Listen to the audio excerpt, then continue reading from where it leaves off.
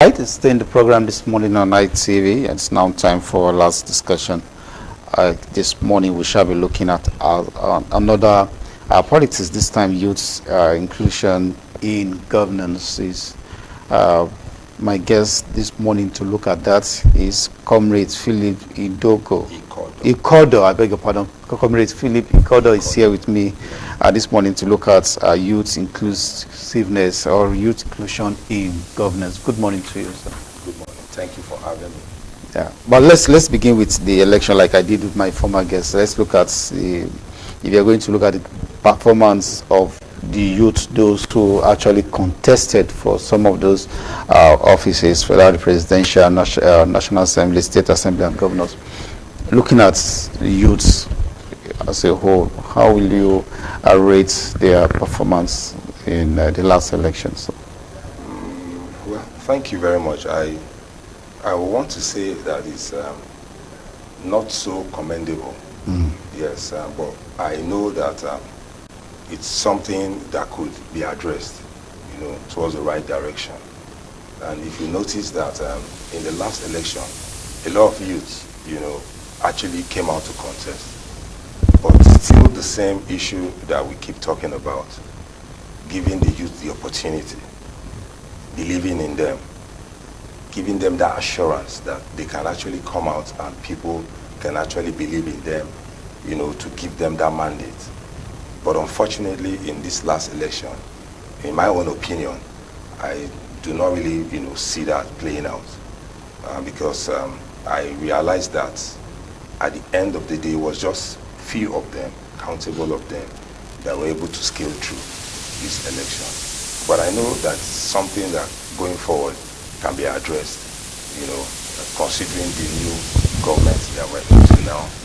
I know that the president-elect would really look into that as a matter of urgency to put things in the right direction. Okay, while we wait for him to do that, but let's look at those challenges or factors you think might be responsible for the maybe poor performance of youth in the last election. What could be the factor why we don't have much of them elected into positions of power? Well, like I said before, it's all about the enabling environment, believing in them vividly that they can actually deliver, right? You realize that the youth, most of them are caught up in the crossfire of issues, challenges, violence, and some as victims, some as perpetrators.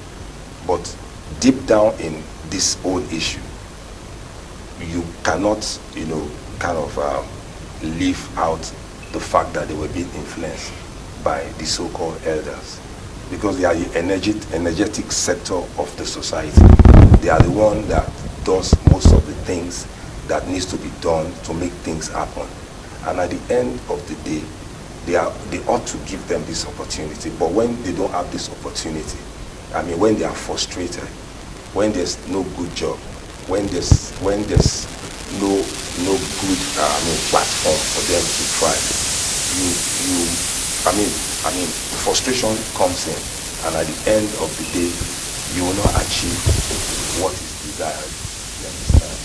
You're making the youth to be inclusive in governance. Well, looking at party level also, because some persons said even the parties do not make it comfortable for youth, especially when it comes to the maybe vying for political office and you want to get nomination forms and all that is also a factor. Do you think election from that primary level is also a reason why we don't have them much in government? Absolutely.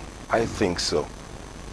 In a situation where, a young, vibrant youth has this, he has the ambition, he has the capability, he has all it takes, the educational background, everything.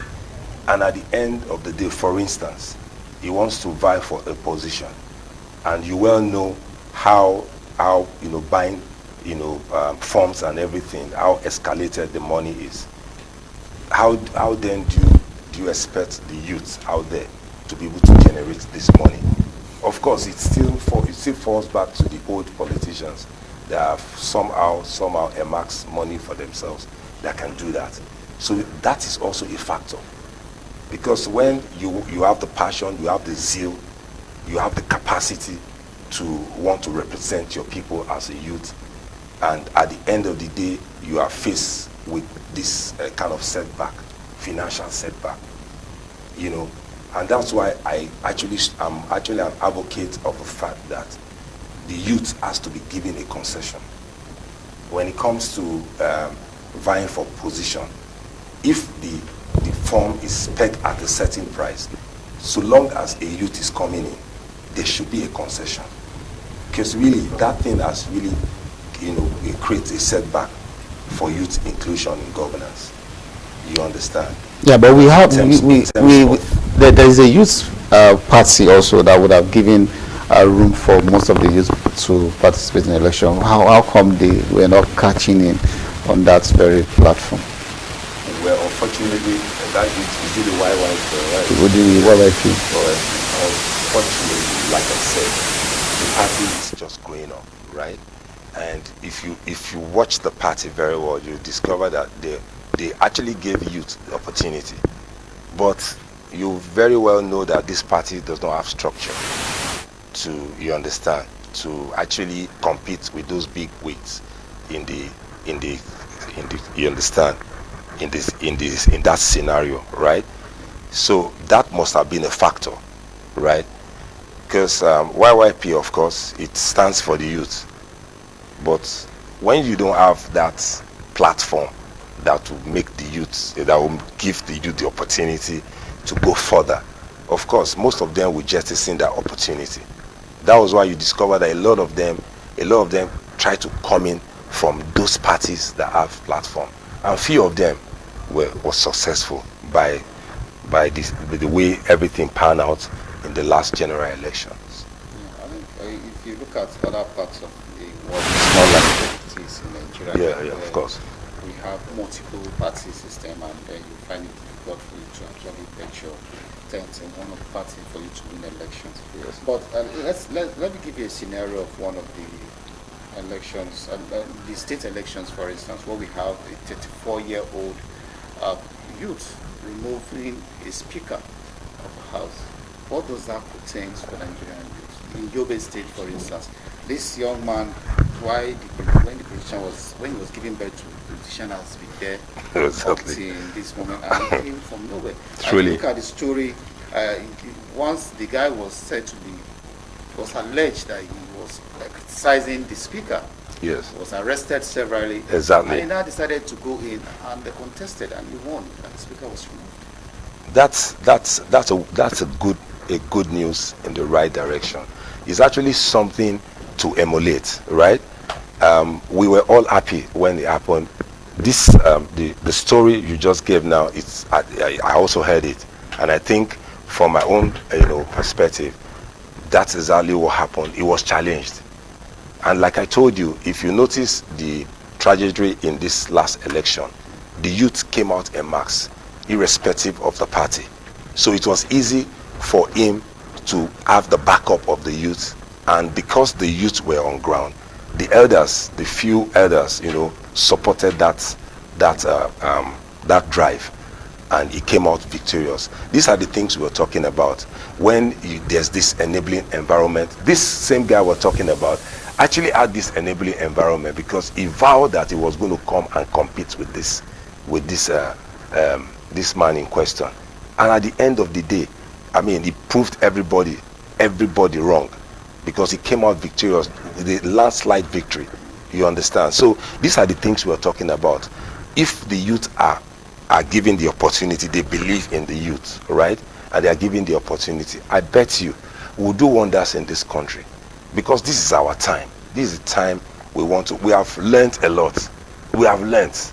Nobody will come and say the youth have not learned from their elders. Most of us still we grew up under our parents and everything, so we have this parental guardians and everything. So why not give us the opportunity? For instance, when you trace way back, you understand, you discover that most of our leaders, by the time they came in, they were youth.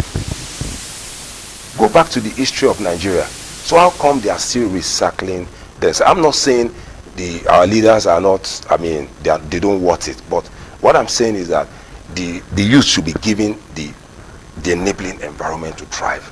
We have fantastic youth, energetic youth, youth with capacity, intellectual capacity, you understand? Youth that have that drive to change the narrative, on this country. So if they are given that opportunity, I bet you something good. Though I still know that there's this argument that, oh, what about the ones that have been there before? What did they do? No, you have to. It's a matter of time. A matter of time and orientation. About you talking about opportunities, the president-elect in his acceptance speech, we all heard it where he said he's going to work with the youth this time. So we'll take a quick break. Short break. We still have Comrade Philip Ikodor, the public affairs analyst with us, looking at youth inclusion in government. Now, I was trying to find out from you what the president-elect should be doing for Nigerian youth in order for them to participate fully in governance as he starts his administration. A lot really. In 5 minutes, I will just wrap up this. From his speech, you know, he said he has heard the youth. He knew what the youth did for him. You understand, the cost of the election. And he said he was going to chant the cause together. What is chanting the cause? The same thing we're talking about. Creating that environment, giving the youth the opportunity to thrive. A lot of opportunities are there, you understand? And I know that by the time he settles down in office, you understand, he's going to definitely carry the youth along. There's a renewed hope. And that hope is what we are looking at. And I know, I have that confidence that the youth will be carried along. All right, I must thank you so much, Comrade Philip Ikodor, for being with us on the program. He is a public affairs analyst. Thank you again for being with us. All right, we'll take a quick break, and when we return, it will be time for what the dailies are saying for today, the 29th.